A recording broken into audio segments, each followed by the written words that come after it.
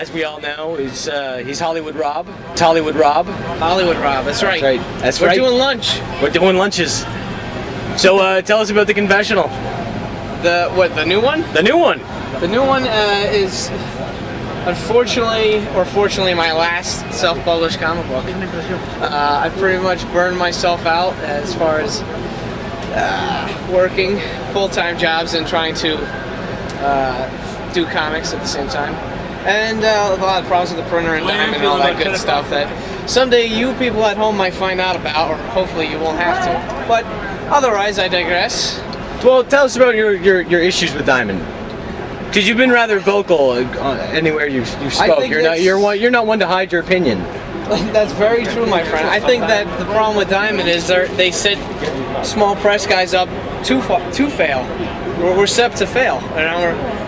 They give you ridiculous standards to live up to. I can't sell 15. I mean, I'm sure there are people who can, but I know I cannot sell at least 1,500 copies because I don't have a marketing team. I don't have money to do all the marketing or the time, really. I mean, you know, you're a one-man pony. You're a one-man show, a one-trick pony kind of thing where you are it. So if I can't get a hold of, I don't know, USA Today, and I want to get an article going, you know, like it's like pulling teeth to get anybody to talk to you. So my problem with diamond is that I think that with indie guys, you should be hands off.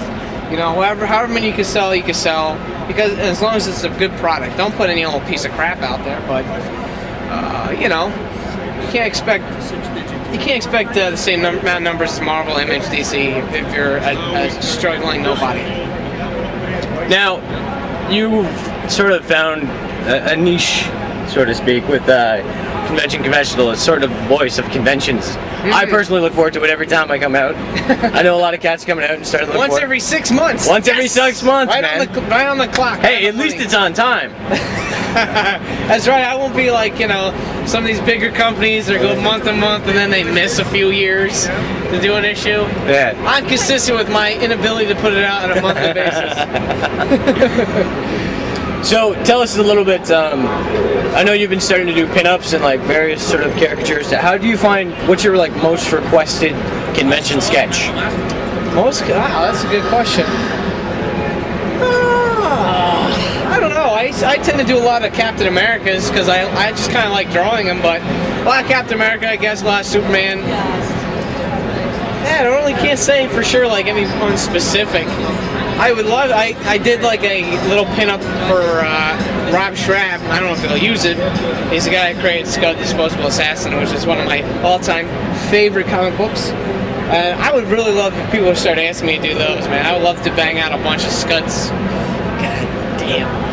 Scud, we gotta just throw the camera that way so everybody knows about the damn.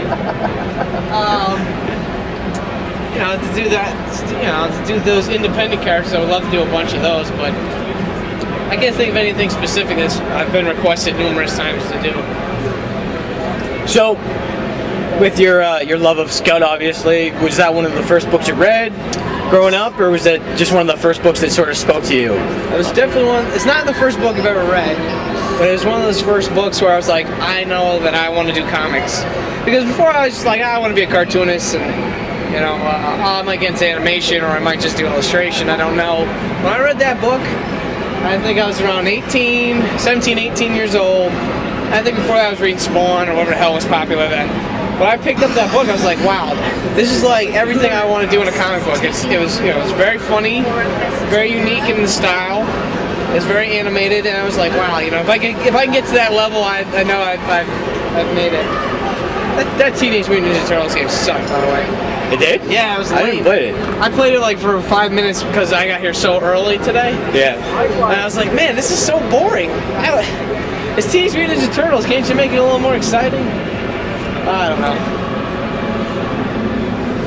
So speaking of that, like, the movie franchises coming to video games and things of that nature, yeah. Would you ever think of, you know, putting out, say, a Convention Confessional, say, Flash version of the game, where you'd have to dodge, you know, you play as Captain Cockblocker. A Flash game? Yeah.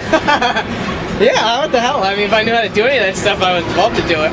I have no scruples about selling out. I would sell like your mother to get ahead in life. You know,